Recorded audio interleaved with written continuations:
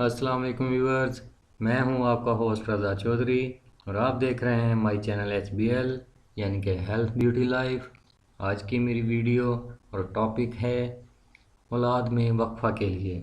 आज मैं आपके लिए नीम का पंज अमृत पेश कर रहा हूं जो कि सेहत और तंदुरुस्ती का ख़जाना भी है और बहुत सी बीमारियों के लिए शफा भी है, और ये औलाद में वक्फा के लिए भी इस्तेमाल कर सकते हैं।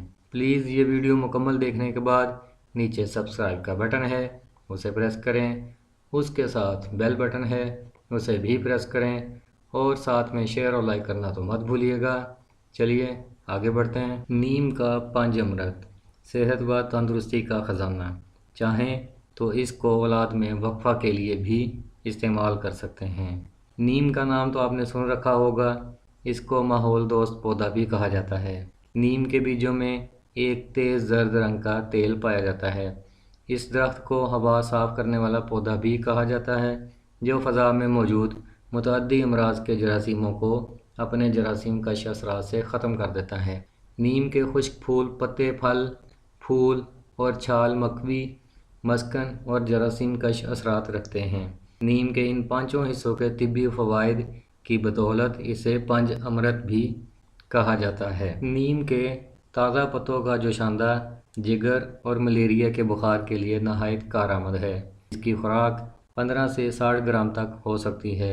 नीम बवासीर, अमराज जिल्द, कानों की बीमारियों, ज़िचकी के मसाइल के अलावा बहुत सी तिब्बी खसूसियात रखता है। नीम का तेल बालों की मजबूती के लिए इस्तेमाल किया जाता है और इससे बालों की जड़ें जान पकड़ लेती हैं। नीम की मसवाक को दांतों के अमराज के लिए इस्तेमाल किया जाता है और चीन व यूरोप में इसकी हौसला अफजाई की जा रही है।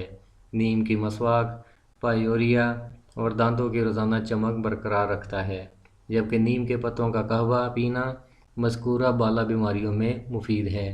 ताहम इसको ज़्यादा और मुसलसल नहीं पीना चाहिए, क्योंकि नीम की चाय पैदाइश में वक्फा भी बढ़ाती है, इसलिए ज़रूरत के बगैर इसको नोश नहीं करना चाहिए। नीम ख़वातीन के चेहरे को जवानी अता करता है।